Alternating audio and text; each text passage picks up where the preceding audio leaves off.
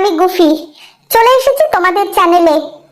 আজ চিরদিনের কবিতার 6 নম্বর দাগ থেকে বাকি প্রশ্নের উত্তরগুলো এসএস ম্যামের কাছে থেকে জেনে নেব। তার আগে বলি, তোমরা যারা এখনো উইথ এসএস ম্যাম চ্যানেলটি সাবস্ক্রাইব করোনি তারা চটপট সাবস্ক্রাইব করে পাশের বেল বাটনটি অন করে দাও, যাতে তোমরা পরবর্তী ভিডিওগুলোর নোটিফিকেশন পেতে পারো। 6 নম্বর প্রশ্নটি হলো ঘড়ির কাঁটা। এখানে ঘড়ি আর কাঁটা এই দুটো শব্দের মধ্যে সম্বন্ধ তৈরি করেছে র বিভক্তিটি। ঘড়ির কাঁটাকে তাই আমরা বলবো সম্বন্ধ পদ। এই কবিতায় এই রকম আরও কয়টি উদাহরণ খুঁজে পাচ্ছ, লেখো সেগুলো। উত্তর হবে ঘড়ির কাঁটা, দুর্ভিক্ষের আঁচল, দাওয়ার অন্ধকার, পাখির গান, ক্ষেতের চাষি। 7 দাগের প্রশ্নটি হলো সন্ধি বিচ্ছেদ করো। বৃষ্টি, বৃষ যোগ তি, স্বাগত, সু যোগ আগত, অহংকার, অহম যোগ কার, পরস্পর, পরঃ যোগ পর, দুর্ভিক্ষ, দুঃ যোগ ভিক্ষ। 8 হলো চলে গেল লোক। ব্র্যাকেটে আছে কখন, কেন, কোথায়। এই চলে গেল লোকের সাথে কখন চলে গেল লোক, কেন চলে গেল লোক বা কোথায় চলে গেল লোক এগুলো বসাতে হবে।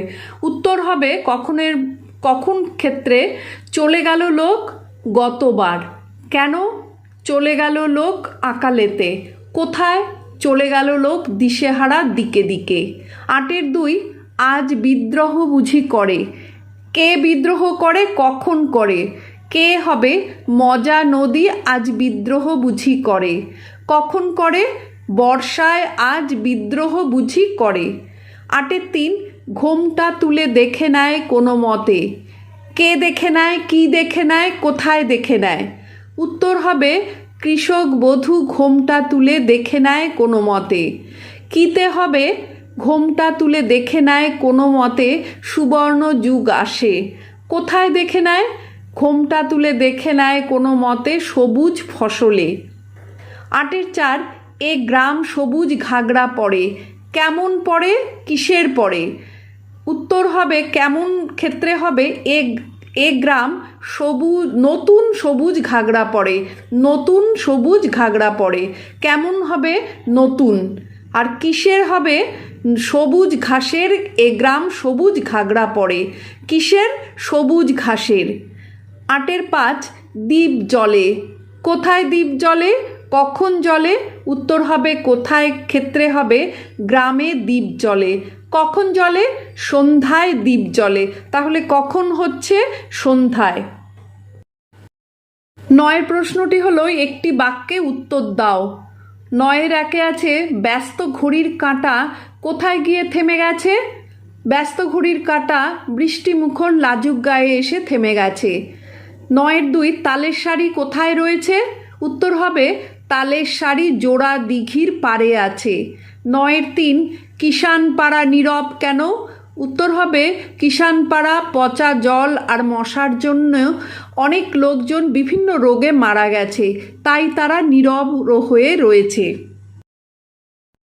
9-4 বর্ষায় কে বিদ্রোহ করে।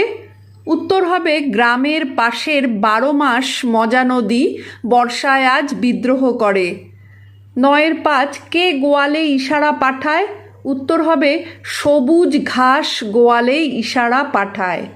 9-6 রাত্রিকে কিভাবে স্বাগত জানানো হয়। উত্তর হবে শাঁখ বাজিয়ে রাত্রিকে স্বাগত জানানো হয়। 9-7 কোথায় জনমত গড়ে ওঠে। উত্তর হবে সন্ধ্যাবেলায় বুড়ো বটতলায় জনমত গড়ে ওঠে। 9-8 ঠাকুমা কাকে কখন গল্প শোনান। ঠাকুমা নাতনিকে রাত্রি হলে দাওয়ার অন্ধকারে বসে গল্প শোনান। 9-9 কোন গল্প তিনি বলেন। গতবারের আকালে লোকজন দিশেহারা হয়ে বিভিন্ন দিকে চলে যাওয়ার গল্প তিনি বলেন। 9-10 সকালের আগমন কিভাবে ঘোষিত হয়। সকালের আগমন পাখির গানে ঘোষিত হয়। 9-11 কবিতায় কোন কোন জীবিকার মানুষের কথা বলা আছে।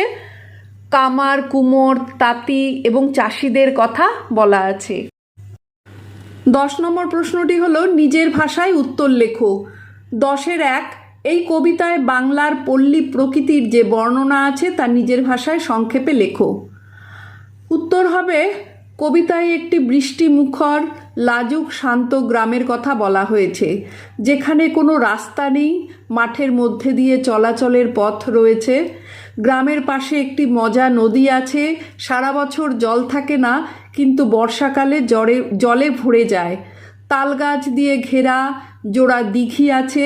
দুর্ভিক্ষে জর্জরিত গ্রাম। সান্ধ্য শঙ্খ বাজিয়ে রাত্রিকে স্বাগত জানানো হয়। বুড়ো বটতলায় সন্ধ্যাবেলায় জড়ো হয় সবাই। রাত্রিবেলায় ঠাকুমা তার নাতনিকে আকালের গল্প বলে। সেখানে বাস করে কামার, কুমোর, তাঁতি ও চাষি। সকাল হয় পাখির গানে, পাখির ডাকে। 10-2 কবিতাটিতে গ্রামীণ মানুষের জীবনযাপনের যে ছবিটি পাও তা নিজের ভাষায় বর্ণনা করো। উত্তর হবে কবিতাটিতে খুবই সাধারণ গ্রাম্য জীবনের কথা তুলে ধরা হয়েছে। গ্রামের মানুষ সন্ধ্যাবেলায় বুড়ো বটতলায় জনমত গড়ে তোলে। চাষিরা আলপথ ধরে বাড়ি ফেরে। গ্রামের বধূরা সন্ধেবেলায় শঙ্খ বাজায়। চাষির বউ ঢেকিতে ধান ভানে। ঠাকুমা নাতনিকে আকালের গল্প শোনায়। সকাল হলে কুমোর, কামার, তাঁতি ও চাষিরা নিজেদের কাজে লেগে পড়ে। গ্রামের বউরা নদী বা পুকুর থেকে জল আনে। 10-3 আকাল ও দুর্ভিক্ষের প্রেক্ষাপটে মানুষের সম্মিলিত শ্রম ও জীবনী শক্তি কীভাবে বিজয়ী হয়েছে কবিতাটি অবলম্বনে তা বুঝিয়ে দাও। বাংলাদেশের প্রতিটি পল্লীগ্রামে আকাল ও দুর্ভিক্ষ বহু যুগ ধরে চলে আসছে।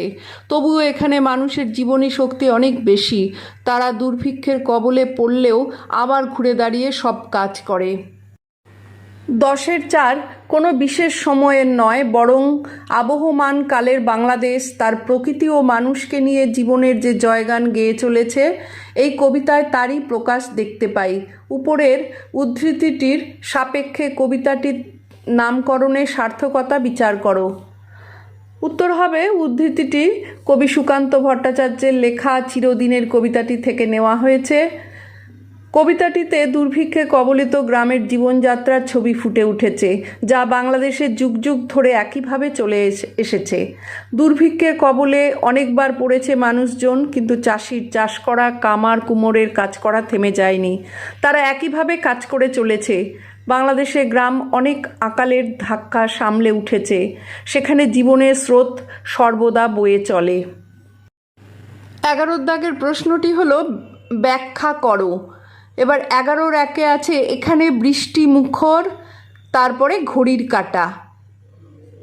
এটাকে ব্যাখ্যা করে বলতে হবে যে ওপরের কথাটার কি মানে।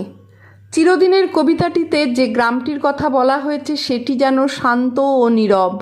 ব্যস্ত সময় যেন এখানে থমকে দাঁড়িয়েছে। বহু যুগ ধরে এখানে জীবন একইভাবে চলে। এখানে সময়ের কোনো পরিবর্তন হয় না। 11-2 এ গ্রামের পাশে বিদ্রোহ বুঝি করে। সুকান্ত ভট্টাচার্যের চিরদিনের কবিতাটিতে বর্ণিত গ্রামটির পাশে রয়েছে এক মজা নদী। সারা বছর সেখানে জল থাকে না। বর্ষায় এই মজা নদী জলে ভরে চারিদিক ভাসিয়ে দেয়। এই হঠাৎ জলপ্লাবন ঘটিয়ে নদীর ভাসিয়ে দেওয়াকে কবি বিদ্রোহ করা বলেছেন। 11-3 দুর্ভিক্ষের আঁচল কাজ করে। চিরদিনের কবিতাটিতে দুর্ভিক্ষ সারা বছরের সঙ্গী। তাই কবি বলেছেন গ্রামটিতে দুর্ভিক্ষের আঁচল জড়ানো। তবুও এখানকার মানুষের কাজ থেমে থাকে না। দুর্ভিক্ষের সময় মানুষ দিশেহারা হয়ে চলে যায় দিকে দিকে। নতুন মানুষজন আসে, কিন্তু গ্রামে মানুষের কর্মজীবন সবসময় একইভাবে বহমান। 11-4 সারাটা দুপুর বিচিত্র ধ্বনি ওঠে। চিরদিনের কবিতাটির গ্রামটিতে মাঠে যখন সারাদিন চাষিরা কাজ করে, তখন কাজ করতে করতে তারা বিভিন্ন সুরে গান গায়। তাদের এই গানের শব্দ একত্রিত হয়ে বিচিত্র ধ্বনির সৃষ্টি হয়। তাই কবি বলেছেন বিচিত্র ধ্বনি ওঠে। 11-5 সবুজ ফসলে সুবর্ণ যুগ আসে। চাষিরা আকাল ও দুর্ভিক্ষ মাথায় নিয়ে খেতে ধান বনে বা অন্যান্য ফসল লাগায়। এই সবুজ ফসল যখন পাকে, তখন মাঠের পর মাঠ সোনার বর্ণ ধারণ করে। চাষি ঘরে তখন আনন্দের বন্যা বয়। আজ এই পর্যন্তই, টাটা।